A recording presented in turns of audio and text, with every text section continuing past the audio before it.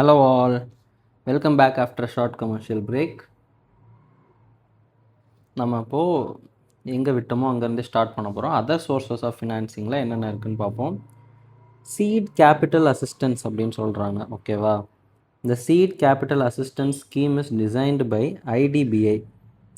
ஓகேவா, for professionally or technically qualified entrepreneurs and or persons possessing relevant experience, skill and entrepreneurial traits but lack adequate financial resources.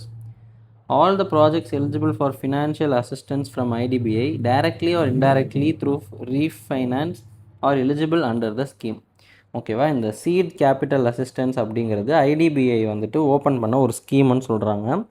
இதில் வந்துட்டு அவங்களுக்கு entrepreneur skills குவாலிட்டிலாம் நல்லா இருக்குது, ஆனால் அவங்களுக்கு அந்த அமௌண்ட்டு மட்டும்தான் பிரச்சனை அப்படின்னு இருக்கவங்களுக்காக இது இருக்கான். ஓகேவா, the seed capital assistance is interest free but carries a service charge of 1% per annum for the first 5 years and it is and at increasing rate thereafter. ஓகேவா, சீட் கேபிட்டல் அசிஸ்டன்ஸ்னால் காசு தருவாங்க, அதுக்கு இன்ட்ரெஸ்ட்லாம் நம்ம தர தேவையில்ல, ஆனால் சர்வீஸ் சார்ஜ் இருக்குது 1% per annum. ஓகேவா, ஃபஸ்ட்டு 5 வருஷத்துக்கு இவங்க இந்த மாதிரி அமௌண்ட் கொடுத்துருவாங்க, அதுக்கப்புறம் வந்துட்டு இன்க்ரீஸிங் ரேட் இருக்குமா. ஓகேவா, however IDBI will have the option to charge interest at such rates as may be determined by IDBI on the loan if the financial position and profitability of the company so permits during the currency of the loan.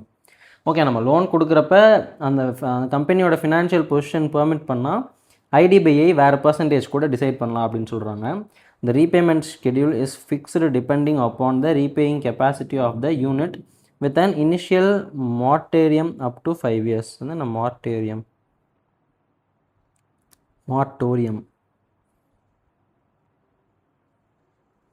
என்ன a temporary prohibition of an activity. Embargo, குறிப்பாக அதிகாரப்பூர்வமாக உடன்பாட்டின் அடிப்படையில் ஒரு செயல்பாட்டை தற்காலிகமாக நிறுத்தி வைத்தல்.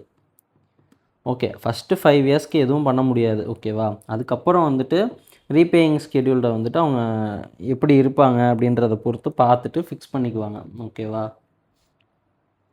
அடுத்தது இன்டர்னல் கேஷ் அக்ரூவல்ஸ். ஃபஸ்ட்டு வந்துட்டு ஐடிபிஐயோட ஸ்கீம் சீட் கேபிட்டல் அசிஸ்டன்ஸ், அடுத்தது internal cash அக்ரூவல்ஸ்.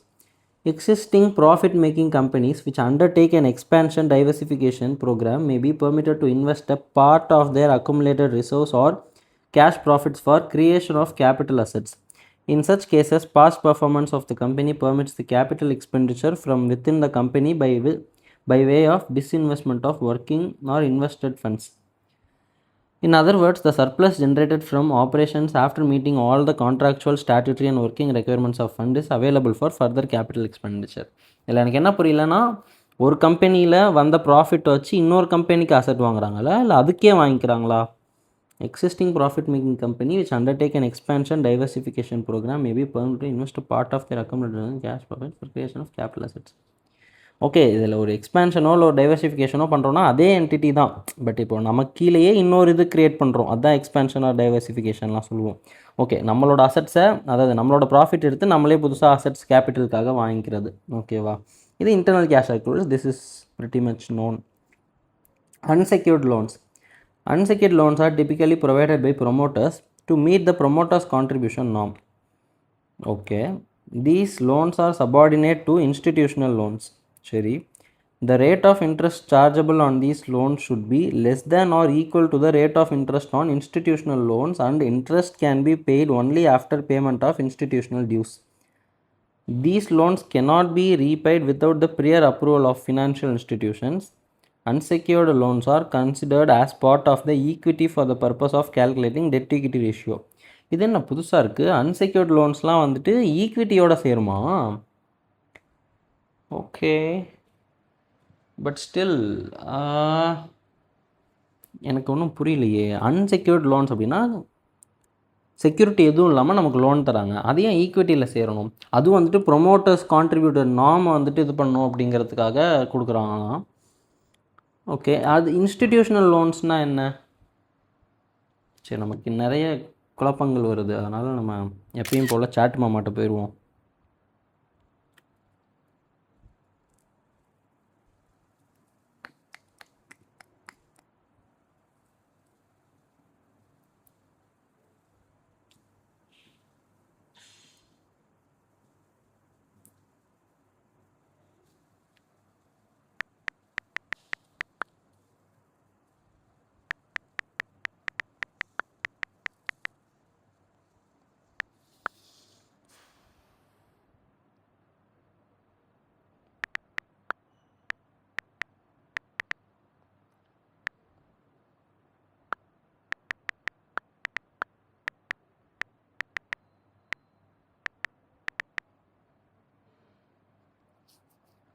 This paragraph is easy to understand if you know the institutional loans first. Institutional loansனால் banks and financial institution. Okay, இதெல்லாம் ஓகே, புரிஞ்சிருச்சு. அன்செக்யூர்ட் லோன் அப்படின்னா we will lend 70 crore only if the promoters also contributed 30 crore. Okay, promoter don't lend in cash. So they lend money to their own company. அதாவது bank என்ன சொல்கிறாங்கன்னா, நாங்கள் 70 கோடி கொடுப்போம், promoters 30 கோடி கொடுத்தா அப்படின்னு சொல்கிறாங்க. ப்ரொமோட்டர்ஸ்னால் 30 கோடி கேஷாக இல்லையா, அதனால் they lend money to their own company. அவங்கள்ட்ட தான் காசு இல்லையடா. சரி, promoters lend 30 crore to the company, no securities, no assets pledged. ஓஹோ, அப்படி. அதாவது செப்பரேட் லீகல் என்டிட்டி கான்செப்டில் சொல்கிறாங்க. ப்ரொமோட்டர்ஸ் கையில் காசு இருக்குது, ஆனால் அதை வந்து இவங்க கம்பெனிக்கு லெண்ட் பண்ணுறாங்க. சரி, okay. No assets pledged unsecured loan. Okay, why is it subordinate to institution loans? ஓ, வெளியில் கொடுத்த கடனெல்லாம் அடைச்சதுக்கப்புறம் தானே இதை அடைக்கணும். Correct. Okay okay okay okay இப்போ புரியுது. Why contribute bank approval company. Okay okay, இதெல்லாம் புரியுது. ஈக்விட்டி, ஓகே தான், ஈக்விட்டி தான் அது. புரிஞ்சு போச்சு. அதாவது கைஸ், அன்செக்யூர்ட் லோன்னா என்னென்னா, நான் தான் இப்போ வந்து பிஸ்னஸ், நான் தான் ஓனர் வச்சுருக்கேன்னு வச்சுக்கோங்களேன். நான் தான் அருண், என்னோடய பிஸ்னஸ் தான் அருண் அண்ட் கோ. ஓகேவா? இதில் வந்துட்டு பேங்க்கில் என்ன சொல்கிறாங்க, கான்ட்ரிபியூட்டர்ஸ், அதாவது அருண் வந்து 30 கோடி போட்டான்னா நாங்கள் 70 கோடி தரோம் அப்படின்னு சொல்கிறாங்க. இப்போ அருண் அண்ட் கோக்குள்ளே அந்த 30 கோடி இல்லை, நான் தனியாக என்கிட்ட அந்த காசு இருக்குது, நான் வச்சுருக்கேன். ஸோ நான் என்ன பண்ணுறேன், அதை பர்மனெண்ட்டாக உள்ளே போடாமல் லோனாக கொடுக்குறேன். ஓகேவா? லோனாக கொடுக்கறதுனால இது அன்செக்யூர்ட் லோன். நான் தான் கம்பெனி வச்சுருக்கேன், நானே அதுக்கு லோன் கொடுக்குறேன். ஓகேவா? இந்த பேப்பர்ஸில் லோன்னு வரும். ஓகேவா? அது அன்செக்யூர்டாக இருக்குது. அதே மாதிரி நான் வெளியில் இன்ஸ்டிடியூஷன், அதாவது பேங்க்லேருந்து சில லோன் வாங்கியிருக்கேன். ஓகேவா? நான் 30 போட்டேன், அதுக்கப்புறம் பேங்க்கில் ஒரு 50 வாங்கினேன்னு வச்சுக்கோங்க, இவங்க 70 கொடுக்குறாங்க. Total 150 crores project. இந்த இடத்துல நான் ஃபஸ்ட்டு வெளியில் வாங்கின 50க்கு தான் இன்ட்ரெஸ்ட் பே பண்ணணும், வெளியில் வாங்கின 50 தான் ஃபஸ்ட்டு ரீபே பண்ணணும். நான் காசு வர என்னோடதெல்லாம் எடுத்துட்டேன் அப்படின்னா இந்த காசு எனக்கு வந்துடும். ஸோ இந்த இதுக்கு வந்துட்டு அவங்க என்னை ஏமாற்றிட்டியா, அதான் போட்ட 30 திருப்பி எடுத்துட்டியா, அப்போ என் 70 கொடுன்னு கேட்க ஆரம்பிச்சிருவாங்க. இன்னொன்று, இவங்க வந்துட்டு வெளியிலேருந்து கொடுக்குறாங்க. ஸோ அவங்களோட இன்ட்ரெஸ்ட்டை நம்ம பாதுகாக்கணும் அப்படிங்கிறதுக்காக ஃபஸ்ட்டு இவங்களுக்கு தான் பே பண்ணணும். இதுக்கு எதாவது ரீபே பண்ணணுன்னா பேங்க்ஸோட அப்ரூவல் வேணும் அப்படின்ற மாதிரி சொல்கிறாங்க. Which is logical. மறுபடியும் ஒரு தடவை படித்தா இன்னும் நல்லா புரிஞ்சிடும். Unsecured loans are typically provided by promoters to meet the promoters contributor. ஓகேவா? நான் தான் இங்கே ப்ரொமோட்டர் கான்ட்ரிபியூட்டர் இவ்வளோ பண்ணணும் அப்படிங்கிற மாதிரி ஒரு கேஸ் இருக்குது. ஸோ அதுக்காக நம்ம யூஸ் பண்ணுறது தான் இது. ஓகேவா? These loans are subordinate to the institutional loans. Institutional வெளியில் பேங்க்கில் லோன் வாங்கியிருப்போம், அது கூட சேர்ந்து இதுவும் இருக்கும்.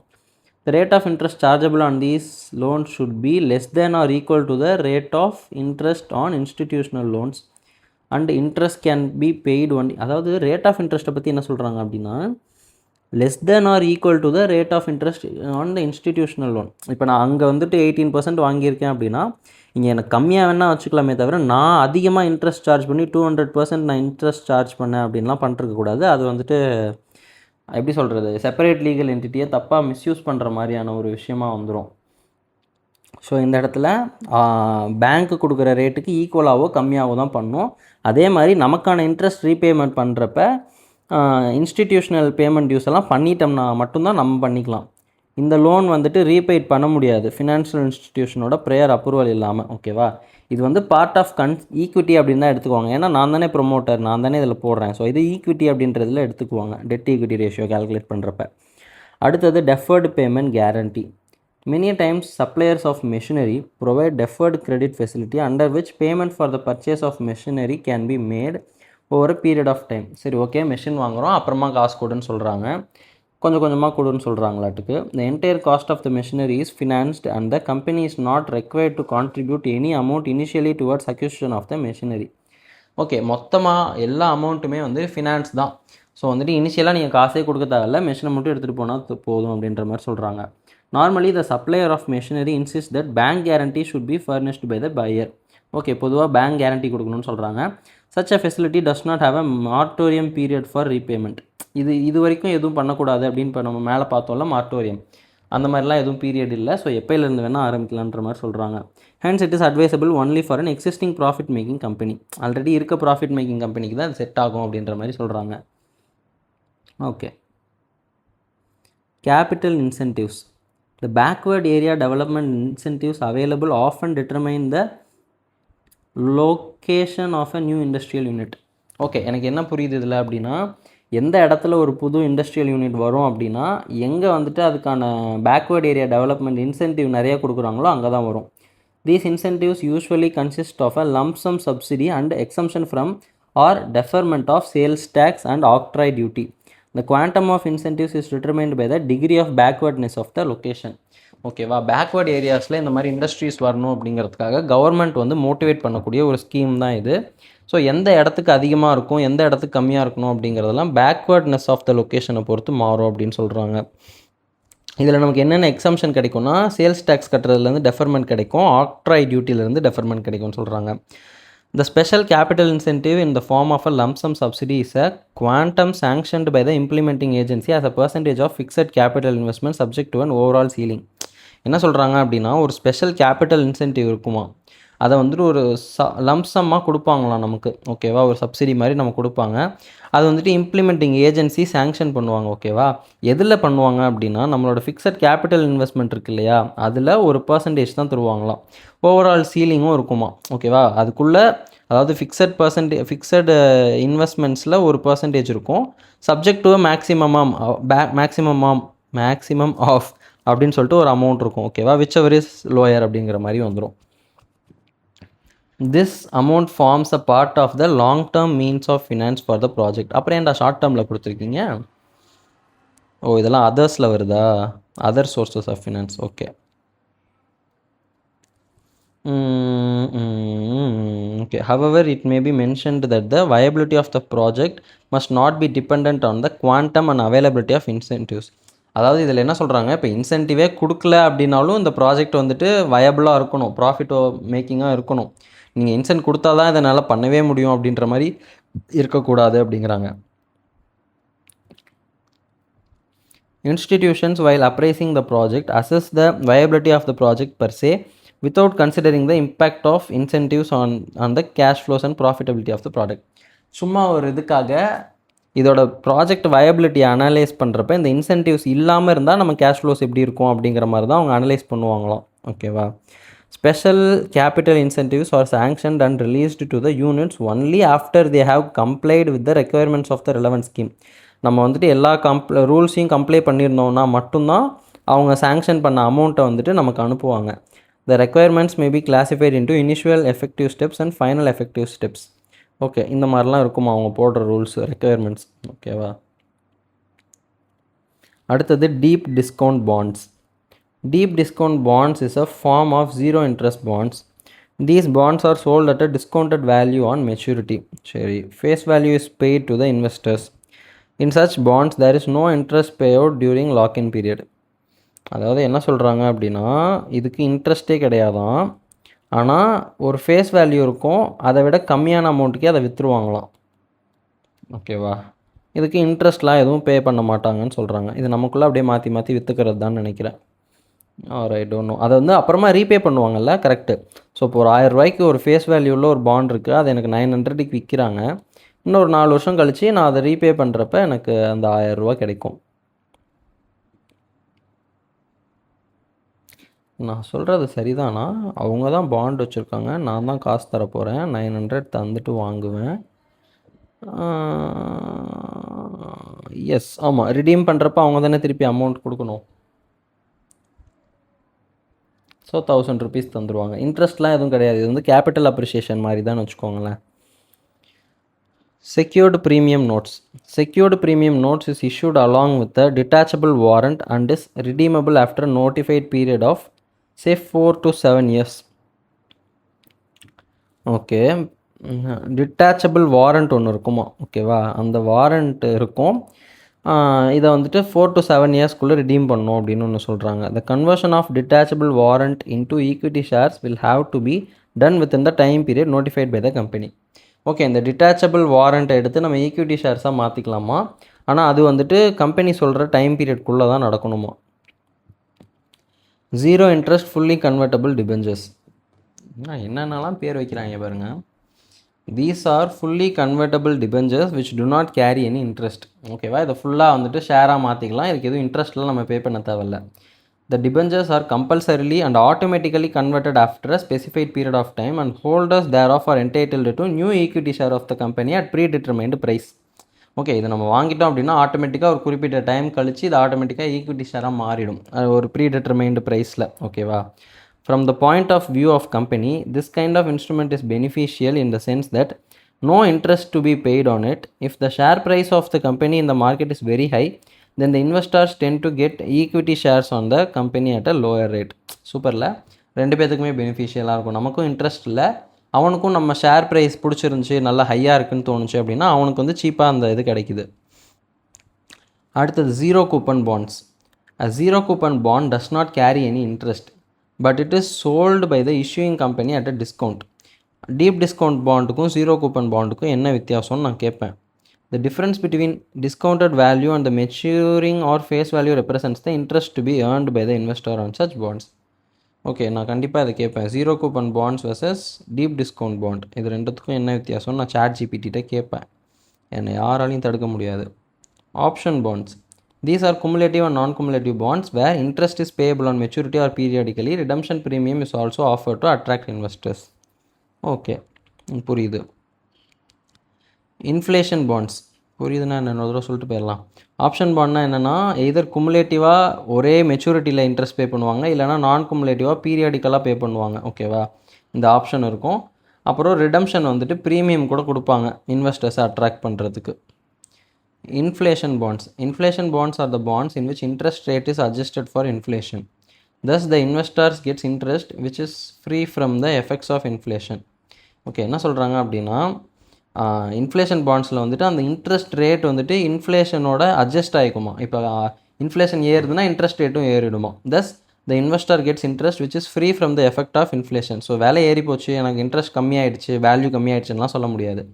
For example, if the interest rate is 5% and the inflation is 5%, 11% and the inflation is 5%, the investor will earn 16%, meaning thereby that the investor is protected against the inflation. Okay, nice. Floating rate bonds. இது நம்ம already பார்த்தோமே. அது floating rate notes, இது bonds. Okay, this is the, as the name suggests, is bond where the interest rate is not fixed and allowed to float depending upon the market condition. அதே மாதிரி தான் இதுவும். This is an ideal instrument which can be resorted to by the issuer to hedge themselves against the volatility in the interest rates. This has become more popular as the money market instrument and has been successfully issued by the financial institutions like IDBI, ICICI, etc.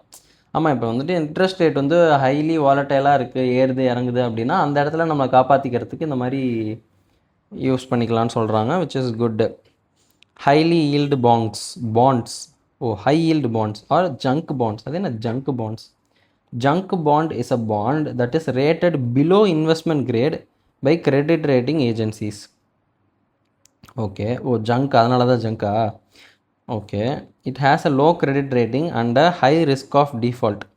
கடனை திருப்பி தரத்துக்கான வாய்ப்பு ரொம்ப கம்மி. ஓகேவா, risk அதிகம். Because of the higher risk investors are compensated with higher interest rate which is why junk bonds are also called high yield bonds. ஓகேவா, அவன் திருப்பி தருவானா மாட்டானான்னு தெரியாது, ஸோ அவனுக்கு கடன் வேணுன்றதுக்காக நிறையா இன்ட்ரெஸ்ட் தரான்.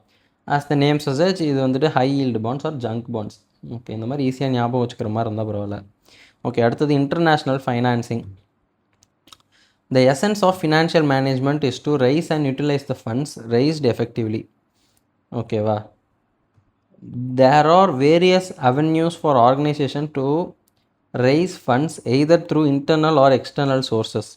The sources of external financing include, சரி, அமௌண்ட்டை ரைஸ் பண்ணோம், அதை ப்ராப்பராக யூஸ் பண்ணோம், எங்கேருந்து வேணால் ரைஸ் பண்ணலாம், எக்ஸ்டர்னலாகவும் இருக்கலாம், இன்டர்னலாகவும் இருக்கலாம். இப்போது எக்ஸ்டர்னலாக இருக்கிறத பார்க்க போகிறோன்னு சொல்கிறாங்க. ஓகே, பார்ப்போம். Commercial banks. Like domestic loans, commercial banks all over the world extend foreign currency loans also for international operations. These banks also provide to overdraw over and above the loan amount. என்னடா சொல்ல வர? Commercial banks. External ஃபினான்சிங்கில் commercial banks என்ன சொல்கிறாங்கன்னா, domestic loans மாதிரியே commercial banks உலகம் ஃபுல்லாக இருக்காங்க. அவங்க ஃபாரின் கரன்சியில் லோன் கொடுப்பாங்க இன்டர்நேஷ்னல் ஆப்ரேஷன்ஸ்க்கு. இது ஓவர் ட்ரா பண்ணக்கூடிய லோன் அமௌண்ட்டுக்கு மேலே ஓவர் ட்ரா கூட பண்ண விடுவாங்க அப்படின்ற மாதிரி சொல்கிறாங்க. Okay, not so bad. Development banks இவங்க வந்துட்டு long and medium term loans கொடுப்பாங்களாம். எஃப்சி லோன்ஸ்னால் என்னென்னு எனக்கு தெரில. எஃப்சி லோன்ஸும் கொடுப்பாங்களாம். ஓகேவா. Many agencies at the national level offer a number of concession to foreign companies to invest within their company and to finance exports from their country. Exim bank of USA என்ன சொல்கிறாங்க அப்படின்னா, foreign கம்பெனிஸை வந்து எங்கள் கம்பெனியில் நீங்கள் வந்து உங்களோட ஆர்கனைசேஷனை பண்ணுங்கள், இன்வெஸ்ட் பண்ணுங்கள், நீங்கள் ப்ரொடியூஸ் பண்ணி ஃபினான்ஷியலாக எக்ஸ்போர்ட் பண்ணிக்கோங்க உங்கள் கம்பெனிக்கு அப்படின்னு சொல்லுவாங்களாம். அதுக்கு கன்செஷன்ஸ்லாம் கொடுப்பாங்களாம். அந்த மாதிரி இருக்கிறது தான் டெவலப்மெண்ட்ஸ் பண்ணுற வேலை அப்படின்னு சொல்கிறாங்க. அந்த எஃப்சிக்கு வந்து ஃபாரின் கன்செஷன் இல்லை ஃபாரின் கம்பெனி அந்த மாதிரி ஏதாவது இருக்க வாய்ப்பு இருக்குது. ஓகேவா. அடுத்தது discounting of trade bills. This is used as a short-term financing method. It is widely used in Europe and Asian countries to finance both domestic and international businesses. அப்படின்னா என்னன்னே சொல்ல, நமக்கு சின்ஸ் டிஸ்கவுண்டிங் ஆஃப் பில்ஸ்னால் என்னென்னு தெரியுன்றதுனால புரியுது. இது யூரோப்லேயும் ஏஷியாலையும் நிறைய நடக்குமா domestic and international பிஸ்னஸில். அடுத்தது இன்டர்நேஷ்னல் ஏஜென்சிஸ்ன்னு சொல்கிறாங்க. A number of international agencies have emerged over the year to finance international trade and business. Okay, agencies நிறைய வந்துட்டாங்களாட்டுக்கு ஃபினான்ஸ் பண்ண. The more notable among them include the International Finance Corporation. Okay, IFC அப்படிங்கிறது ஒரு international agency. The International Bank of Reconstruction and Development, IBRD. The Asian Development Bank, ADB. International Monetary Fund, IMF. Okay, இது எல்லாமே நம்ம படித்தது தான் international agencies. International capital markets. இன்றைக்கி modern organisation எல்லாமே வந்துட்டு எம்என்சியோட சேர்ந்து sizable borrowings in rupees as well as foreign currency. ஓகேவா. ஓகே, பாரோயிங்ஸை நம்பியிருக்காங்க அப்படின்னு சொல்கிறாங்க எம்என்சி கூட. In order to cater to the needs of such organisation, international capital markets have sprung all over the globe such in as London உட்பட எல்லா இடத்துலையும் வந்துட்டு இந்த இன்டர்நேஷ்னல் கேபிட்டல் மார்க்கெட்ஸ் வந்து வந்துருச்சோம். In international capital market the availability of FC is available under the 4 main system: euro currency market, export credit facilities, bond issues, financial institutions. இந்த 4 வகையிலையும் நமக்கு வந்துட்டு எஃப்சி அவைலபிளாக இருக்கும். அந்த எஃப்சினா என்னென்னு வேறு எனக்கு தெரில. ஃபுட்பால் கிளப்பா? Forestry commission. ஓகே, நம்ம கூகுளில் தேட சொல்லுவோமா?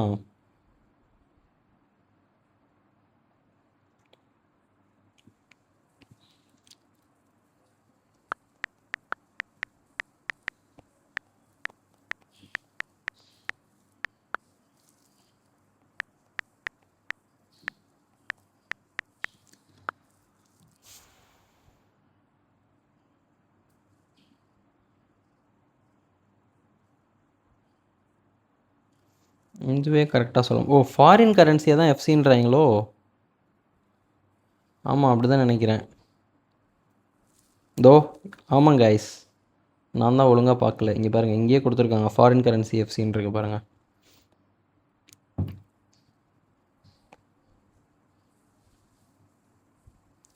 ஓகே. இன்டர்நேஷ்னல் கேபிட்டல் மார்க்கெட்டில் எஃப்சி வந்துட்டு இந்த மாதிரி 4 மெயின் சிஸ்டமில் கிடைக்குமா. யூரோ கரன்சி மார்க்கெட்டில் கிடைக்குமா, எக்ஸ்போர்ட் கிரெடிட் ஃபெசிலிட்டிஸில் கிடைக்குமா, பாண்ட் இஷ்யூ பண்ணுறதுனால கிடைக்குமா, ஃபினான்ஷியல் இன்ஸ்டிடியூஷன். இதனால் ஃபாரின் கரன்சி வேணுன்னா இந்த 4 இடத்துல தான் நம்ம வாங்கலான்ற மாதிரி சொல்கிறாங்க. The origin of the euro currency market was with the dollar denominated bank deposits and loans in euro, particularly in London.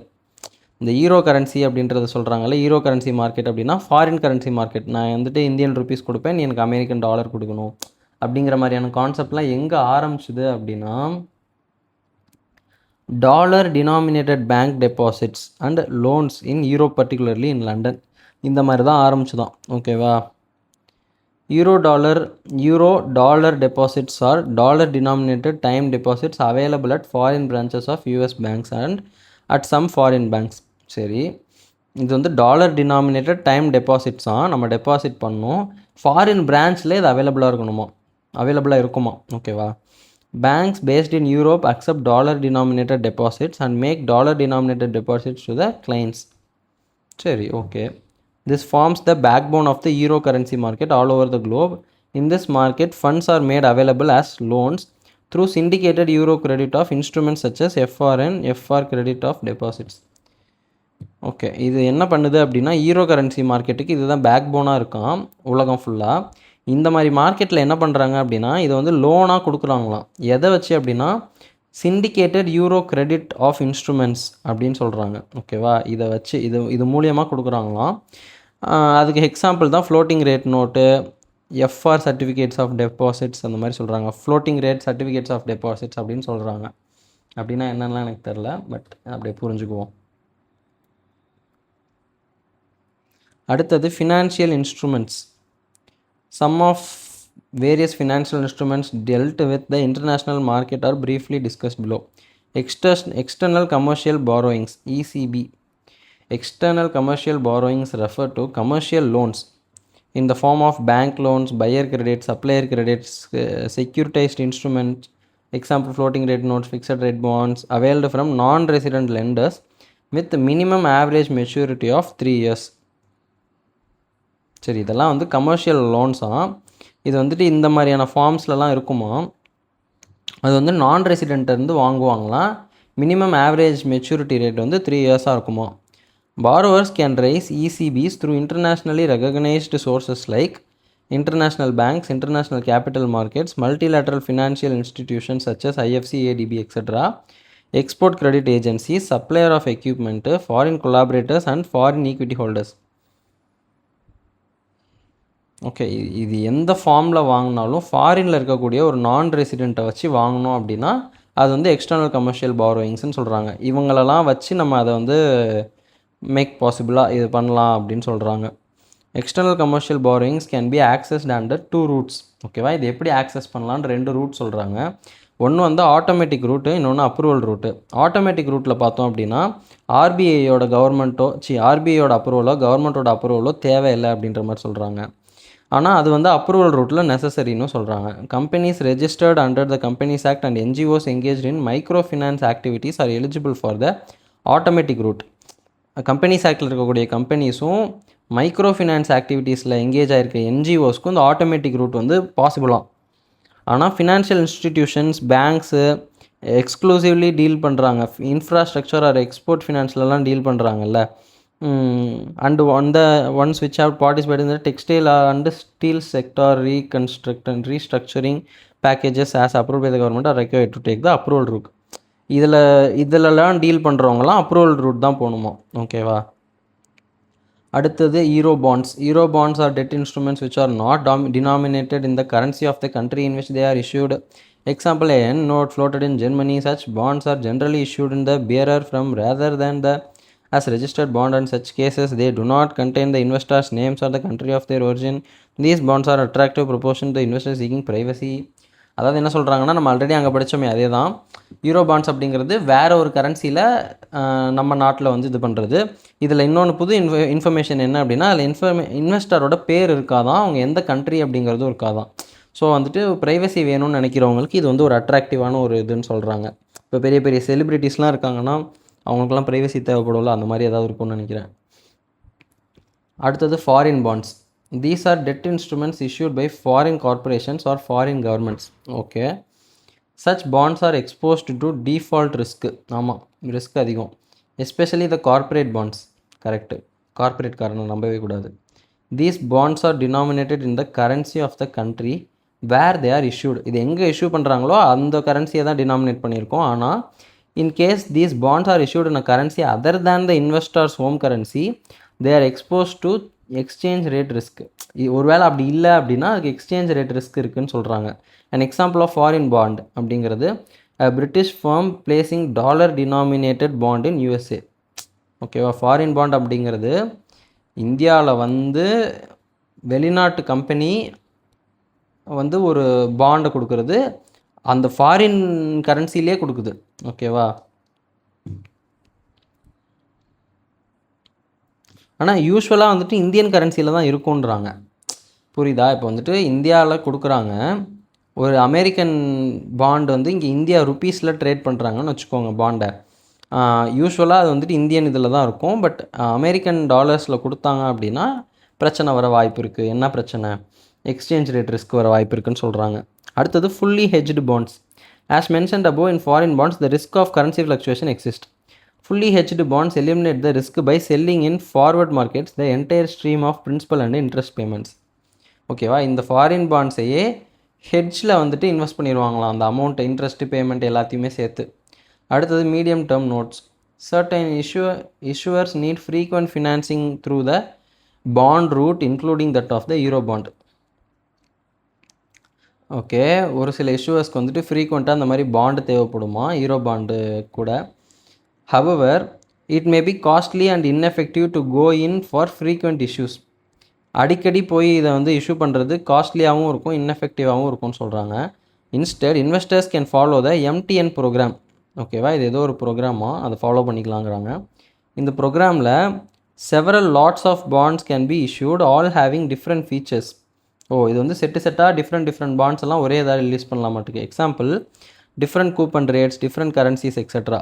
Okay, இது வந்துட்டு ஒரு ஃபேமிலி பேக், அதாவது இந்த பேக் மாதிரி குழந்தெல்லாம் பிறந்தா ஒரு கிஃப்ட் பேக் வாங்குவாங்கல்ல, அதுக்கு கர்ச்சீஃபு, ஃபீடிங் பாட்டில் எல்லாம் இருக்கும்ல, அந்த மாதிரி வெரைட்டியாக வச்சு ஒரே பேக்கேஜாக கொடுக்குறாங்க, காம்போ ஆஃபர் மாதிரி. The timing of each lot can be decided keeping in mind the future market opportunities. Okay, ஒவ்வொரு லாட்டோட டைமிங்கும் வந்துட்டு மார்க்கெட்டோட ஃபியூச்சர் ஆப்பர்ச்சுனிட்டிஸை கன்சிடர் பண்ணி வச்சுக்கலான்றாங்க. The entire documentation and various regulatory approvals can be taken at one point of time. So அந்த காஸ்ட்டை கம்மி பண்ணுறதுக்காக டாக்குமெண்டேஷன்லாம் ஒரே டைமில் முடிச்சிடலாம் அப்படிங்கிறாங்க எல்லாத்துக்கும் சேர்த்து. அடுத்தது ஃப்ளோட்டிங் ரேட் நோட்ஸ் நம்ம ஆல்ரெடி படிச்சிருந்தோம். These are issued up to 7 years maturity. Interest rate are adjusted to reflect the prevailing exchange rate. They provide cheaper money than foreign loans. ஓகேவா? Euro commercial papers. Euro commercial papers are short-term money market instruments. They have maturity period of less than 1 year. They are usually designated in US dollars. Okay, euro commercial வந்துட்டு பொதுவாக US டாலர்ஸில் தான் இருக்கும். 1 year அடவை லெஸ்ஸாக இருக்கும்னு சொல்கிறாங்க. Short term money market instruments தான். Foreign currency options. A foreign currency option is the right and not the obligation. ஓகேவா? to buy or sell foreign currency at a certain specified price on or before a specified date. ஓகேவா? இந்த டேட்டுக்குள்ளே இதை வேணும்னா நான் இந்த ரேட்டுக்கு விற்றுக்கலாம் அப்படின்ற மாதிரி ஒரு ஆப்ஷனாக. It provides a hedge against financial and economic risk. புரிகிறது? அடுத்தது foreign currency futures. Foreign currency futures are applications. ஓகேவா? இது வந்து கண்டிப்பாக விற்று தான் ஆகணும். And not a right to buy or sell a specified foreign currency இந்த present for settlement at a future date. புரிகிறது? இப்போ வந்து நம்ம அதை விற்றுறணும், ஃப்யூச்சரில் நமக்கு அதை செட்டில் பண்ணுவாங்க. இது வந்து ஆப்ளிகேஷன், கண்டிப்பாக செஞ்சு தான் ஆகணும். ஓகேவா? இது நல்லா இருந்தால் செஞ்சுக்கலாம் அப்படின்ற மாதிரிலாம் கிடையாது. அடுத்தது foreign euro bonds. In domestic capital markets of various countries the bonds issues refer to above are known by different names such as Yankee bond in the US, Swiss francs in Switzerland, Samurai bonds in Tokyo and Bulldogs in UK. இதெல்லாம் ஒவ்வொரு நாட்டிலையும் ஒவ்வொரு பேரில் அழைக்கிறாங்க இந்த foreign euro bonds அப்படிங்கிறத. ஓகேவா? In domestic capital markets of various countries the bonds issue refer to above are known as by different names. ஓகேவா? அதெல்லாம் தான் ஃபாரின் யூரோ பாண்ட்ஸு. யாங்கி பாண்ட்ஸ்னு சொல்லுவாங்க யூஎஸில், ஸ்விஸ் ஃப்ரான்சஸ்ன்னு சொல்கிறாங்க சுவிட்சர்லாந்தில், சாமுராய் பாண்ட்ஸ்ன்னு சொல்கிறாங்க டோக்கியோவில், புல்டாக்ஸ்ன்னு சொல்கிறாங்க யூகேல. Euro convertible bonds. A convertible bond is a debt instrument which gives the holders of the bond an option to convert the bonds into a predetermined number of equity shares of the company. Okay, பாண்டையே வந்துட்டு ஷேராக மாற்றுற மாதிரி வச்சுருக்காங்களாட்டுக்கு. அது ஒரு option, not application. Usually the price of the equity shares at the time of conversion will have a premium element. நைஸில் these bonds carry a fixed rate of interest and if the issuer company so desires may also include a call option where the issuer company has the option of buying the bonds for redemption prior to the maturity date. Okay, நம்ம வேணும்னா முன்னாடியே கூட வாங்கி அதை redeem பண்ணிக்கலான்றாங்க. Put ஆப்ஷனும் இருக்குன்னு சொல்கிறாங்க. அந்த ஹோல்டரும் எனக்கு வேண்டாம் நீங்கள் காசை கொடுங்க அப்படின்னா ப்ரீடிட்டர்மைன்டு டேட் அண்ட் ப்ரைஸில் கொடுத்துக்கலான்றாங்க. அடுத்தது euro convertible zero bonds. These bonds are structured as a convertible bond. No interest is payable on the bonds. Okay, இது வந்து ஒரு கன்வெர்ட்டபிள் பாண்டாக தான் வச்சுருக்காங்க. இதில் இன்ட்ரெஸ்ட் பே பண்ண தேவையில்ல. கன்வர்ஷன் வந்து ஒரு மெச்சூரிட்டி ஆகிறப்ப தான் பண்ண முடியும், ப்ரீ டிட்டர்மைன்டு ப்ரைஸில் தான் பண்ண முடியும்னு சொல்கிறாங்க. இது வந்து 5 years இருக்குமா யூஸ்வலாக. இது வந்துட்டு டெஃபர்டு ஈக்விட்டி இஷ்யூன்னு சொல்லுவாங்களாம். இந்த பாண்டை கொடுத்தா இதில் ஒன்றுமே இல்லை, இன்ட்ரெஸ்ட்லாம் பே பண்ண மாட்டோம், 5 வருஷம் கழிச்சு உனக்கு ஈக்விட்டி ஷேர் கிடைக்கும். அந்த மாதிரி ஈக்விட்டியை இன்றைக்கே கொடுக்கறதுக்கு பதிலாக டெஃபர்டாக கொடுக்குறாங்க. ஓகேவா. Euro bonds with equity warrants. These bonds carry a coupon rate determine by the market rates. ஓகேவா. மார்க்கெட் ரேட்டை பொறுத்து கூப்பன் ரேட் வருமா. Euro bond with equity warrants அப்படின்னு சொல்கிறாங்க. The warrants are detachable. ஓகேவா. Pure bonds are traded at a discount. வெறுமனே பாண்டை மட்டும் கொடுத்தோம் அப்படின்னா டிஸ்கவுண்ட்டில் வரும். இந்த வாரண்ட்ஸை டிட்டாச் பண்ணிக்கலாம், தனியாக பிரித்து எடுத்துக்கலாம் அப்படின்ற மாதிரி சொல்கிறாங்க. நம்ம ஈக்விட்டியோட ரேட் என்னவாக இருக்கோ அதை பொறுத்து தான் அந்த பாண்டோட கூப்பன் ரேட் இருக்கும் அப்படின்ற மாதிரி சொல்கிறாங்க. Fixed income funds management may like to invest for the purpose of regular income in this case. ஓகேவா. இப்போ எனக்கு வந்துட்டு கேபிட்டல் அப்ரிஷியேட் ஆகிட்டே போகுது, என் ஷேரோட கேபிட்டல் ஒரு பக்கம், ஆனால் எனக்கு அது வேணாம், எனக்கு வந்துட்டு ஃபிக்ஸடாக எனக்கு மாதம் ஆனால் இன்கம் வேணும் அப்படின்னா இதில் இன்வெஸ்ட் பண்ணலாம் அப்படின்னு சொல்கிறாங்க. ஸோ நம்மளோட மார்க்கெட் ரேட் இன்க்ரீஸ் ஆக கூப்பன் ரேட்டும் இன்க்ரீஸ் ஆகும். ஸோ அதுக்கேற்ற மாதிரி அமௌண்ட் வரும்னு சொல்கிறாங்க. இஎஸ்ஜின்னு சொல்கிறாங்க, environmental social and governance linked bonds அப்படின்னு சொல்கிறாங்க. These bonds carry a responsibility of the issuer company to prioritize optimal environmental, social and governance factors. Okay. இந்த மாதிரியான ஃபேக்டர்ஸ் எல்லாம் வந்துட்டு அவங்க வந்து ப்ரையாரிட்டைஸ் பண்ணணும் அப்படிங்கிறது இதோட ரெஸ்பான்சிபிலிட்டியாக. ஓகேவா. Investing in ESG bonds considered socially responsible investing. நைஸில் சிஎஸ்ஆர்லாம் இதில் பண்ணிக்கலாம் மாட்டுக்கு. Socially responsible investing. ESG bonds can be project based green bonds and social bonds and target based sustainability linked bonds. Okay. இதில் வந்துட்டு ப்ராஜெக்ட் பேஸ்டாக இருக்குமா, green bonds, social bonds, target based sustainability links past இந்த மாதிரிலாம் இருக்குமா. Nice.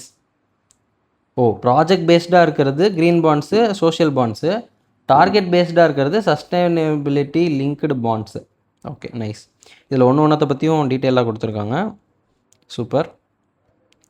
Green bond அப்படின்னா these are the most popular ESG bond that are issued by financial, non-financial or public institution where the bond proceeds are used to finance green projects. ஓகேவா. இதில் வர காசு எல்லாமே green projects தான் செலவு பண்ணுவாங்களாம். Green projects are aimed at positive environmental or climatic impact including the cultivation of eco-friendly technology. Nice. India is the second largest green bond market. Super அடி, பெருமையாக இருக்குடா. For example, Ghaziabad Municipal Corporation becomes the first municipal corporation to raise 150 crores from green bond in year 2021. Nice. Social bonds. These bonds finance the socially impactful projects. Okay. The projects here are related to the social concerns such as human rights, equality, animal welfare, etc. Super. Vaccine bonds are social bonds issued to fund the vaccination of vulnerable children and protection of people in lower income country. நைஸில் vaccine பாண்ட்ஸ்ன்னு சொல்லிட்டு தனியாக ஒரு bonds இருக்கான். நமக்கு அது investment, நம்ம காசு கொடுத்தோம்னா நமக்கு இன்ட்ரெஸ்ட் கிடைக்கும். அதில் வர காசை வந்துட்டு அவங்க வந்து இந்த மாதிரி ஏதாவது ஒரு நல்ல காரியத்துக்கு செலவு பண்ணுவாங்களாம். நல்லா இருக்கே. Sustainability linked bonds. These bonds are combination of green bonds and social bonds. நல்லா இருக்குது. சோஷியல் காஸ்ட்காகவும் இருக்கும், அதை சஸ்டைனபிளாக பண்ணுறதும் இவங்க பண்ணுறாங்க. Proceeds of SLBs are not meant for specific project but general corporate purpose to achieve key performance indicators. Okay. For example, Ultratech Cements raised $400 million through India's first sustainability linked bonds in year 2021. The company aims to reduce carbon emissions through the life of bond of 10 years. அப்போ இது இன்னும் போயிட்டு தான் இருக்கா? 2021 2031 வரைக்கும் இருக்கும். இதை நம்ம அப்புறமா கூகுள் பண்ணி பார்க்கலாம். சஸ்டைனபிலிட்டி லிங்க்டு பாண்ட்ஸ் வந்துட்டு அல்ட்ராடெக் பண்ணிகிட்ருக்காங்க, எப்படி போயிட்டுருக்குன்னு பார்ப்போம். Euro issues by Indian companies. இது என்ன euro issues by Indian companies பார்ப்போமா. Euro issuance refers to the source of funding or capital that can be accessed to raise money outside the home country in foreign currency. Okay. அதாவது நம்மளோட home கண்ட்ரியை தாண்டி வெளியில் அமௌண்ட்டை வந்து rice பண்ணுறோம் foreign கரன்சியில். ஓகேவா. அதை வச்சு நம்ம சோர்ஸ் பண்ணுறோம் அப்படின்னா அதுதான் euro issues by Indian companies அப்படிங்கிறாங்க. ஸோ நம்ம இந்தியன் கம்பெனிஸ் வந்து வெளிநாட்டில் போய் ஃபாரின் கரன்சியில் காசு கலெக்ட் பண்ணுறாங்க. Indian companies are permitted to raise foreign currency resources through issue of ordinary equity shares through global depositary receipts, American depositary receipts and or issue of foreign currency convertible bonds. Okay. இந்த 3 வகையில் எதில் வேணாலும் வந்துட்டு நம்ம அவங்களுக்கு கொடுக்கலாம். அவங்க வந்துட்டு நமக்கு ஃபாரின் கரன்சியில் இன்வெஸ்ட் பண்ணுவாங்க. அதாவது institutional investors or individuals including NRIs residing abroad வெளியில் இருக்கவங்க, ஓகேவா, இந்தியாவுக்குள்ளே இல்லாதவங்க. Such investment is treated as foreign direct investment. Okay, இந்த இன்வெஸ்ட்மெண்ட்லாம் ஃபாரின் டைரக்ட் இன்வெஸ்ட்மெண்ட்னு சொல்கிறாங்க. இந்த government guidelines on these issues are covered under the foreign currency convertible bonds and ordinary shares through depositary receipt mechanism. ஓகேவா, இது வந்து கவர்மெண்ட்டுக்கு வந்து இதில் கைட்லைன்ஸ்லாம் கொடுத்துருக்காங்களாம். ஓகேவா, இது சம்மந்தமாக அப்படி இந்த ஸ்கீம் அது பேர் என்ன சொல்கிறாங்க அப்படின்னா, under the foreign currency convertible bonds and ordinary shares through depositary receipts scheme 1933 அப்படின்னு இருக்கான். அப்புறம் அதுக்கு நோட்டிஃபிகேஷன்ஸும் இது பண்ணியிருக்காங்க இம்ப்ளிமெண்ட் பண்ணதுக்கப்புறம். இதெல்லாம் தான் வந்துட்டு அந்த கவர்மெண்ட் சொல்கிற கட்டுப்பாடுகள், ரூல்ஸ் அண்ட் ரெகுலேஷன்ஸ். இப்போ ஏடிஆர்னா என்ன, ஜிடிஆர்னா என்ன அப்படிங்கிறதெல்லாம் பார்க்க போகிறோம். அமெரிக்கன் டெபாசிட்டரி ரெசிப்ட்ஸ் அப்படிங்கிறது, these are securities offered by non US companies who want to list on any of the US exchange. American depositary receipts அப்படிங்கிறது ஒரு அமெரிக்கா கம்பெனியாக இருக்கக்கூடாது, ஆனால் அது வந்து யூஎஸ் எக்ஸ்சேஞ்சில் லிஸ்ட் ஆகணும்னு ஆசைப்படுற ஒரு கம்பெனியாக இருக்கணும். ஓகேவா, இப்போ ஃபார் எக்ஸாம்பிள் இந்தியன் கம்பெனி போய் யூஎஸ் மார்க்கெட்டில் லிஸ்ட் ஆகுறது. Each ADR represent a certain number of companies' regular shares. Okay, ADR allows US investors to buy shares of these companies without the cost of investing directly in a foreign stock exchange. Okay, அவங்களோட foreign இன்வெஸ்டர்ஸ்க்கு வந்துட்டு இதை easy பண்ணி கொடுக்குறாங்க. நீங்கள் போய் வெளியிலலாம் கஷ்டப்பட வேணாம், நீங்கள் நம்ம ஊர்லேயே இதை வந்து இன்வெஸ்ட் பண்ணிக்கோங்க. இது வெளிநாட்டு கம்பெனி, நம்மக்கிட்ட காசு வாங்கணும்னு நினைக்கிறாங்க இவங்கெல்லாம் அப்படின்ற மாதிரி. The Indian companies have preferred GDRs to ADRs because the US market exposes them to a higher level of responsibility than a European listing in the areas of disclosure, cost, liability and timing. இந்த மாதிரியான பிரச்சனையெல்லாம் வந்துட்டு ஏடிஆரில் வந்து பிரச்சனை அதிகமாக இருக்குமா, disclosure, cost, liability, டைமிங்லாம். GTR கொஞ்சம் பெட்டராக இருக்குது அப்படின்ற மாதிரி சொல்கிறாங்க. The regulations are somewhat more stringent and onerous even for companies already listed and held by retail investors in their home country. என்ன தான் இங்கே வந்துட்டு நம்ம என்எஸ்சி டிஎஸ்சிலலாம் வந்துட்டு லிஸ்டடாக இருந்தாலும் அமெரிக்காவில் போய் நம்ம லிஸ்ட் ஆகணும் அப்படின்னா அங்கே ரூல்ஸ்லாம் வந்துட்டு கொஞ்சம் ஸ்ட்ரிஞ்சண்ட்டாகவும் ஒன்ட்ரஸாகவும் இருக்கும். ஒன்ட்ரஸ்னால் என்ன,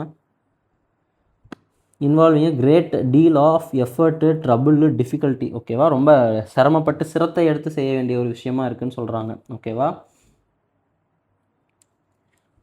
the most wondrous aspect of US listing of the companies is to provide full half-yearly, quarterly accounts in accordance with or at least reconcile with US gaps. அடப்பாவிகளா, நம்ம வந்து அங்கே போய் நம்ம இதை வந்துட்டு டெபாசிட்ஸை வந்துட்டு, அதாவது நம்ம பாண்ட்ஸ் அங்கே விற்கணும்னு போய் அங்கே லிஸ்ட் ஆனோம் அப்படின்னா ஃபுல்லு ஹாஃப் இயர்லி, குவார்ட்டர்லி அக்கௌண்ட்ஸ்லாம் வந்துட்டு யூஎஸ் கேப்ஸ் படி நம்ம வந்துட்டு அக்கௌண்ட்ஸ் அவங்களுக்கு கொடுக்கணுமா. நம்ம ஊரில் வருஷத்துக்கு ஒரு தடவை கேட்குறதுக்கே இப்படி பண்ணுறாங்க, அங்கே பாருங்கள் எப்படிலாம் கேட்குறாங்கன்னு. இது ஜிடிஆர் கொஞ்சம் பெட்டராக இருக்கும்னு சொல்கிறாங்க. These are negotiable certificates held in the bank of one country representing a specific number of shares of a stock traded on exchange another country. இது என்ன அப்படின்னா, இது வந்து ஒரு நெகோஷியபிள் சர்டிஃபிகேட்ஸாக ஒரு கண்ட்ரியில் இருக்கக்கூடிய ஒரு பேங்க்கில் இது இருக்குமா. இதில் வந்து இது எதை ரெப்ரசன்ட் பண்ணுது அப்படின்னா, specific number of shares of a stock traded on a exchange on another country. அதாவது இன்னொரு கண்ட்ரியில் ட்ரேட் ஆகிட்டு இருக்கக்கூடிய ஷேர், அதாவது ஒரு ஸ்பெசிஃபிக் நம்பர் ஆஃப் ஷேர்ஸை வந்துட்டு இது ரெப்ரசன்ட் பண்ணுமா. ஓகேவா, these financial instruments are used by companies to raise capital in either dollars or euros. Companies டாலர்ஸ்லையோ யூரோஸ்லையோ அமௌண்ட் ரைஸ் பண்ணோம் அப்படின்னா இது யூஸ் பண்ணுறாங்க. These are mainly traded in European countries and particularly in London. ஓகேவா, லண்டனில் தான் அது மெயினாக யூஸ் பண்ணுறாங்க. ADRs and GDRs and Indian scenario, நம்ம ஊரில் இது எப்படி இருக்குது அப்படின்ற மாதிரி சொல்கிறாங்க. Indian companies are shedding their reluctance to tap the US markets. ஓகேவா, யூஎஸ் மார்க்கெட்லேருந்து நமக்கு காசு வரணும் அப்படிங்கிறதுல நம்ம ரொம்ப குறியாக இருக்கும். இன்ஃபோசிஸ் அப்படிங்கிறதெல்லாம் வந்துட்டு first Indian company to be listed in NASDAQ in 1999. Okay, however the first Indian firm to issue sponsored GDR or ADR was Reliance Industries Limited. மாசியானி. Besides these two companies, there are several other Indian firms which are also listed in the overseas bourses. Adana bourses, stock market in a non-English speaking country, especially France. Nice. These are Wipro, MTNL, State Bank of India, Tata Motors, Dr. Reddy's Lab, etc. Okay, nice. Indian depository receipts. Nice. ADR, GDR மாதிரி IDRனு ஒன்று இருக்குது, இப்போ தான் எனக்கே தெரியுது. The concept of the depository receipt mechanism, which is used to raise fund in foreign currency, has been applied in Indian capital market through the issue of Indian depository receipts. IDRs are similar to ADR GDR in the sense that foreign companies can issue IDR to raise fund from the Indian capital market in the same lines as an Indian company uses ADR GDR to raise foreign capital. நம்ம எப்படி அமெரிக்காவில் போய் டாலர்ஸை வந்துட்டு நமக்கு எடுத்துக்கிறோமோ அதே மாதிரி வந்து Indian கம்பெனியோட அமௌண்ட்டை ஃபாரின்ஸ் வேணும் அப்படின்னா ஐடிஆர் போட்டு எடுத்துக்கலான்னு சொல்கிறாங்க. Listed and traded in India இந்த same way as other Indians. இது வந்துட்டு எப்படி இந்தியாவில் மற்ற செக்யூரிட்டிஸ்லாம் ட்ரேட் ஆகுதோ அதே மாதிரி ஐடிஆரும் ட்ரேட் ஆகுது அப்படின்னு சொல்கிறாங்க. அடுத்தது கான்டெம்பரரி சோர்சஸ் ஆஃப் ஃபண்டிங். கான்டெம்பரரினா என்ன? Living or occurring at the same time. Okay, சைமல்டேனியஸ்லின்னு வச்சுக்கலாமே. க்ரௌட் ஃபண்டிங் அப்படின்னு சொல்கிறாங்க. சிம்பிள் டேர்ம்ஸில் சொல்லணுன்னா க்ரௌட் ஃபண்டிங் அப்படிங்கிறது இண்டிவிஜுவலோ ஆர்கனைசேஷனுக்கோ தேவைப்படுற அமௌண்ட்டை ஒரு குரூப் ஆஃப் பீப்புளை வச்சு ஃபண்ட் பண்ணுறது. ஓகேவா? டிப்பிக்கலி வயா இன்டர்நெட், சோஷியல் மீடியாவில் பண்ணலாம். It generally involves collecting funds from family, friends, strangers, corporates and many more in exchange of equity. நமக்கு வந்து இது ரேண்டமாக வந்து ஒரு ஈக்விட்டிக்காக நம்ம காசு வாங்குறது. ஃபார்மலாக ஐபிஓ மாதிரி போகாமல் அதையே இன்ஃபார்மலாக பண்ணுறது. ஓகேவா? லோன்ஸ் இன் எக்ஸ்சேஞ்ச் ஆஃப் ஈக்விட்டிக்கும் பண்ணலாம், லோன்ஸ்க்கும் பண்ணலாம், ஆர் நத்திங் அட் ஆல், எதுக்குமே இல்லாமல் சும்மா கூட காசு ரைஸ் பண்ணலாம், donation. This source of funding also help start up to substantiate demand for their product before entering into production. Okay, இந்த crowd funding process 3 parties are involved. அதாவது fund raiser, mediator, fund investors. ஓகேவா? அந்த platform தான் mediator அப்படின்னு சொல்கிறாங்க. May also charge certain fees in the form of processing fee, okay, transaction fee etcetera. Okay, either as a fixed amount or a percentage or in combination of both புரிகிறது. அடுத்தது equity funding. Equity crowd funding is a mechanism where investors invest money in an organization and receive securities of that organization in return. அதாவது equity crowd funding அப்படிங்கிறது investors வந்துட்டு ஒரு ஆர்கனைசேஷனில் அமௌண்ட்டை invest பண்ணுவாங்க, அதுக்கு பதிலாக அந்த ஆர்கனைசேஷனோட செக்யூரிட்டிஸை வாங்கிக்குவாங்க. ஓகேவா? இதை வந்து டைரெக்டாக செக்யூரிட்டிஸாக வாங்காமல் இப்படி பண்ணுவாங்களாட்டுக்கு. Every investor would be entitled to a stake in the organization depending on their investment. Okay, the digital nature of crowdfunding targets large number of investors with small contribution. Okay, நிறைய பேர் ஆளுக்கு கொஞ்சம் கொஞ்சம் கொடுக்கணும் அப்படின்ற மாதிரி ஆட்டுக்கு. This type of funding is mostly adopted by startups. Some of the platform offering equity crowdfunding are Start Engine, Equity Net, Seed Invest, etc. இதெல்லாம் என்னன்னு கூட தெரிஞ்சுக்கணும். Okay, peer to peer lending. It is that category of crowdfunding where lenders match with their borrowers in order to provide unsecured loans through online platform. இதை நாங்கள் கேள்விப்பட்டிருக்கேன். ஏதோ ஆப்லாம் இருக்கும், ஒரு சிலர் கடன் கொடுப்பாங்க, ஒரு சிலர் கடன் வாங்குவாங்க. இதை வந்துட்டு கனெக்ட் பண்ணுறதுக்கு ஒரு பிளாட்ஃபார்ம் இருக்கும். The fund raised are paid back by the borrowers with interest, though this kind of lending involves certain risk of defaults. ஆமாம், யாருக்கு கொடுக்குறோன்னே தெரியாது. ஸோ அவன் திருப்பி கொடுப்பானா மாட்டானா அப்படிங்கிறது தெரியாது. ஓகேவா? Anyone interested in investing money under P2P lending can visit the P2P lending platforms and choose amongst borrowers considering risk and returns. ஓகேவா? யாரெல்லாம் வந்துட்டு ஒழுங்காக ரிட்டர்ன் பே பண்ணுவாங்க, அவங்க எவ்வளோ இன்ட்ரெஸ்ட் பே பண்ணுறேன்ற மாதிரி சொல்கிறாங்கன்றதெல்லாம் பார்த்துட்டு நம்ம பண்ணலாம் அப்படின்றாங்க. Some of the platforms offering P2P lend are I2I funding, Lendbox, Faircent, RupeeCircle, இப்படிலாம் இருக்காட்டுக்கு. பரவாயில்லையே. Start up funding. A startup company being newly formed needs fund before starting any project. Okay, எந்த ப்ராஜெக்ட்டுமே ஆரம்பிக்கிறதுக்கு முன்னாடி ஒரு start அப்புக்கு காசு தேவைப்படுதான். Okay, however a startup it is difficult to manage loans from bank, leaving crowdfunding as one of the sources of finance. Bank லோன்லாம் அது மேனேஜ் பண்ணுறது கஷ்டம் அப்படின்றாங்க. ஸோ க்ரௌட் ஃபண்டிங் தான் அதுக்கு மெயின் சோர்ஸ் ஆஃப் ஃபினான்ஸுங்கிறாங்க. Through crowdfunding, a startup company can raise money from large group of people. The crowdfunding may be in the form of equity funding, P2P lending or both. Okay, அவங்க வந்துட்டு க்ரௌடிட்ட இருந்து காசு வாங்குவாங்க, பதிலுக்கு equity கொடுக்கலாம், P2P lending கொடுக்கலாம், இல்லை both கொடுக்கலாம். ஓகேவா? Donation based crowdfunding. It is a source of finance where large group of people donate money as a charity for some causes with no expectation of any ownership or debt. இது ஜென்ரலாக இந்த மாதிரி இந்த பையனுக்கு operation பண்ணோம், இன்னும் இவ்வளோ இருந்தால் நாங்கள் பண்ணிடுவோம், நீங்கள் அமௌண்ட் கொடுங்க அப்படின்னு சொல்லி சோஷியல் மீடியாலாம் கேட்குறாங்கல்ல, அந்த மாதிரி ஆட்டுக்கு.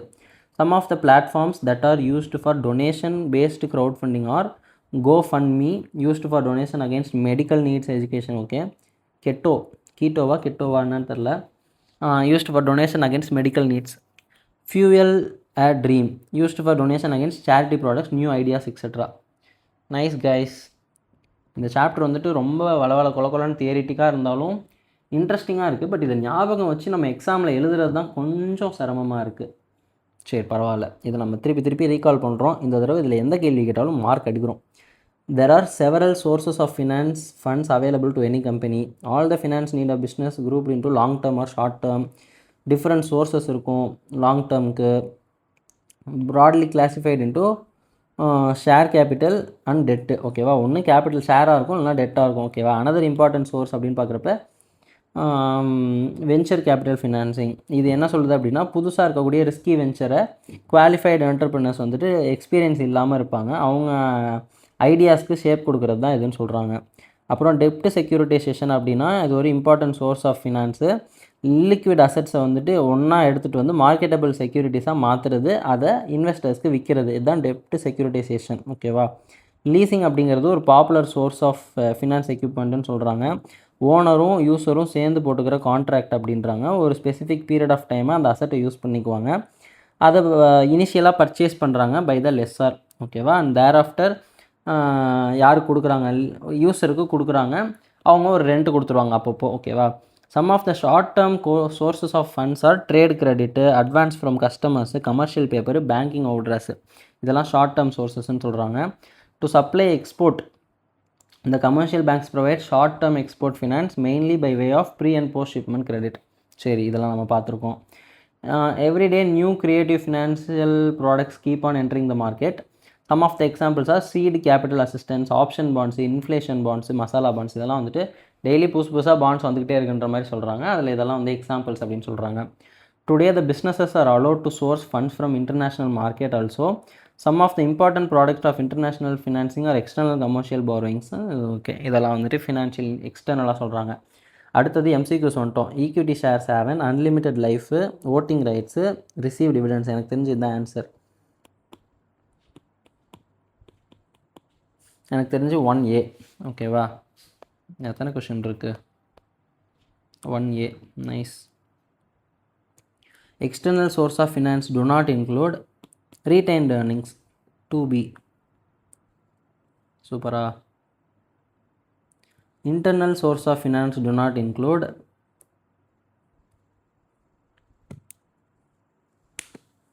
maybe ordinary shares. 3B. super. In preference share, dividend are not available, limited voting rights are available, not part of a company's share capital, interest can be received. Limited voting rights are available. அது எத்தனாவது answer? செகண்டா? 4B. சூப்பரா. 5 வந்துட்டு a debenture is a long term loan, does not require security, is a short term loan, receives dividend payments. Does not require security. டிபெஞ்சருக்கு வந்துட்டு நம்ம எதுவும் செக்யூரிட்டிலாம் தேவையில்லை, அதனால் லாங் டேர்ம் லோனும் சொல்லலாம். ஏவா பியா? I will go with A. Does not require செக்யூரிட்டியும் ஈக்குவலாக கரெக்டாக இருக்க மாதிரி தான் இருக்குது. 5க்கு வந்து ஏ. சரி, ஓகே, அப்போ ஞாபகம் வச்சுக்கணும் அதை. டெப்ட் capital refers to money raised through the sale of shares. கிடையவே கிடையாது. Fund borrowing that miss me paid ஃபேக்டர்னால B. 6B. தென் ஃபுல்லாக பிபியாக வருது. Most popular source of short term funding is factoring, trade credit, family and friends, commercial banks. எனக்கு தெரிஞ்சு trade credit தான், அதுதான் வந்துட்டு எல்லாருமே பண்ணுவாங்க. 7B. Marketable securities are primarily short term டெஸ்ட்டு, short term equity, long term debt, long term ஈக்விட்டியா? என்னடா அது இப்படி வந்து மாட்டிக்கிட்டோம். மார்க்கெட்டபிள் செக்யூரிட்டிஸ் அப்படின்னா எனக்கு இன்னும் ஷார்ட் டேர்ம் ஈக்விட்டின்னு தோணுது. 8Bயா? 8A. அப்படின்னா loan, debt, short term debt instruments தான் marketable securities. Okay. Which of the following marketable securities is the obligation of a commercial bank?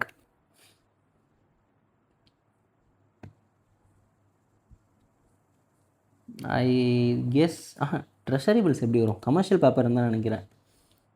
I guess commercial paper. சரியாக தெரில. 9Aவா? 9B. Oh my God. Negotiable certificate of deposit. இதெல்லாம் நம்ம படித்தோம் guys, ஞாபகமே இல்லை சுத்தமாக. Okay, reserves and surpluses are which form of financing? Internal financing. 10B sure. With reference to IFC Masala bonds, which of the statements given below is correct? The International Finance Corporation which offered this bond is an arm of the World Bank. தெரில. They are rupee denominated bonds under source of debt financing for the கண்டிப்பாக தெரில. 11க்கு answer தெரியாது. C அப்படின்னா both automatic both 1 and 2 இது ரெண்டுமே correct. அப்படின்னா இந்த international finance corporation அப்படிங்கிறது இந்த பாண்ட்ஸை கொடுத்துருக்கு. எது? IFC masala bonds. இது வந்து வேர்ல்டு பேங்க்கோட ஒரு ஆம் அப்படின்னு சொல்கிறாங்க. ஓகே, இதுவும் ஞாபகம் வச்சுக்கணும். இது வந்து rupee denominated bond IFC masala bonds அப்படிங்கிறது. ஐஎஃப்சினாலே இன்டர்நேஷ்னல் ஃபினான்ஸ் கார்பரேஷன் தானா? அதுவே நான் இப்போ தான் நோட் பண்ணுறேன்.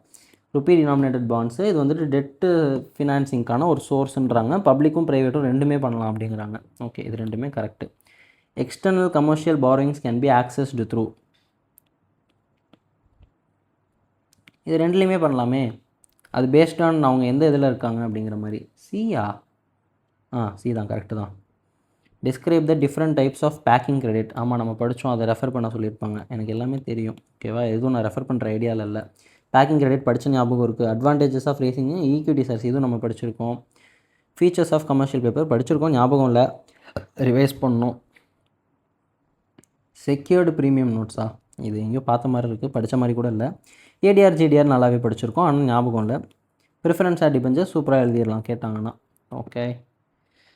Okay guys, we have successfully completed இங்கே இது என்ன ஸ்ட்ராட்டஜிக் மேனேஜ்மெண்ட்டா? ஸ்ட்ராட்டஜிக் மேனேஜ்மெண்ட் கிடையாது, இது ஃபினான்ஷியல் மேனேஜ்மெண்ட்டில் சாப்டர் 2ஓட அண்டர்ஸ்டாண்டிங் வீடியோ. இது ரேஷியோ அனாலிசிஸா? கிடையாதே, இது வந்து சோர்ஸஸ் ஆஃப் ஃபினான்ஸு. இது எங்கேருந்து ரேஷியோ அனாலிசிஸில் வந்துச்சு? Okay, nice. எஸ்எம்மில் அண்டர்ஸ்டாண்டிங் 2 முடிச்சிருக்கோம், ஆடிட்லையும் 2 முடிச்சிருக்கோம். மகிழ்ச்சி, சிறப்பு.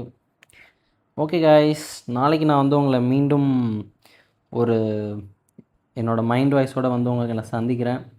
Until then, as usual,